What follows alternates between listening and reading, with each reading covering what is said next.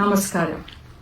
ഇന്ന് സോഷ്യൽ മീഡിയയിൽ വൈറലായിരിക്കുന്ന ഒരു പോസ്റ്റ് കണ്ടു. വളരെ അതിശയം തോന്നി. അതിശയം മാത്രമല്ല, സങ്കടവും തോന്നി. കാരണം നമ്മളെ നാട്ടിൽ എന്തൊക്കെയാണ് നടക്കുന്നത്.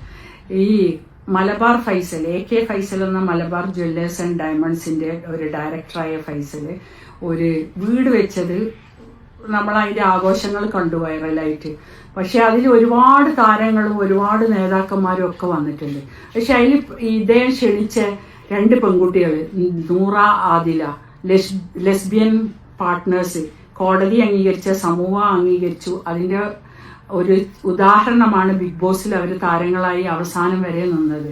മോഹൻലാൽ വരെ അവർക്ക് സപ്പോർട്ട് ചെയ്ത് സംസാരിച്ചു, സഹജീവികളോട് കാണിക്കേണ്ട കരുണ എന്നുള്ള പോലെ. കാരണം ഇത് ആരും ആക്കിയിട്ടല്ല ഒരു ലെസ്ബിയൻ ആവണത് അവരുടേത്. പക്ഷെ അവരാർക്കും ബുദ്ധിമുട്ടില്ലാതെ അവർ കോടതിയിൽ പോയി അവർ ജീവിക്കുന്ന ഒരു ജീവിതമാണ്. അതുകൊണ്ട് നമുക്ക് അവരെ പറ്റി ഒന്നും പറയാനില്ല. പക്ഷെ ഈ ഫൈസൽ വിളിച്ച എത്ര പേര് നിങ്ങൾ അതിൽ വിളിച്ചതിൽ ഗേസ് അല്ലാത്തവർ നിങ്ങൾ ക്ഷണിച്ച അതിഥികളിലുണ്ടാവും. മലബാറിലെ പല 99% വീട്ടിലെ ഭാര്യമാർക്കും ഭർത്താവോ ആങ്ങളെയോ അച്ഛനോ ഒക്കെ ഗേസായിട്ട് ഉള്ള ബന്ധത്തിന് അടിയുണ്ടാക്കുന്ന വീടുകൾ പലതും ഉണ്ട്. അപ്പോൾ ഈ ഗേസ് നിങ്ങൾക്ക് അംഗീകരിക്കാൻ പറ്റുമോ? അത് മതത്തിൽ ഇത് പറഞ്ഞാൽ മൊല്ലാക്കിയും പറയും, പുതിയാപ്പളിന്റെ വാപ്പിയും പറയും, മറ്റോരും പറയും, എല്ലാവരും പറയും, അളിയന്മാരും ഒക്കെ പറയും.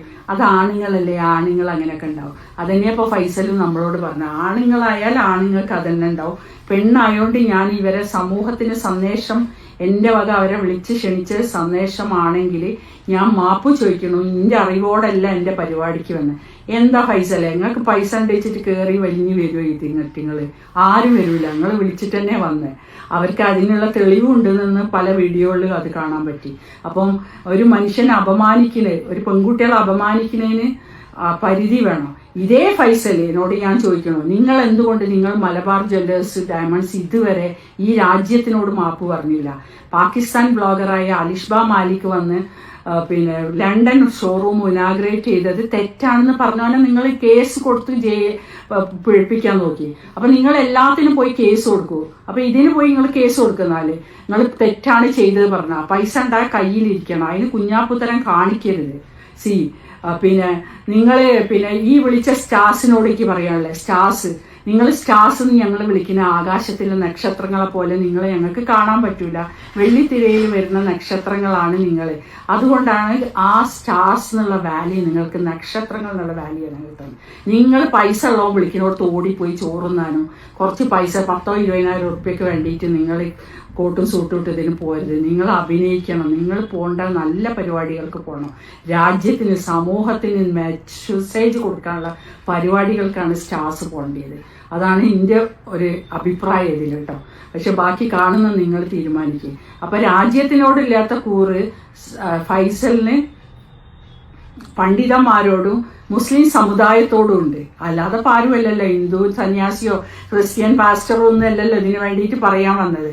ആരും പറയില്ല. കാരണം അങ്ങനെ സംഭവിച്ചു പോയെങ്കിൽ അങ്ങനെ അവരെ ഈ കോടതി അംഗീകരിച്ച് നമ്മൾ അവരെ അംഗീകരിച്ചേ പറ്റുള്ളൂ. നമ്മളെ സഹജീവിയായിട്ട് അംഗീകരിച്ചേ പറ്റുള്ളൂ.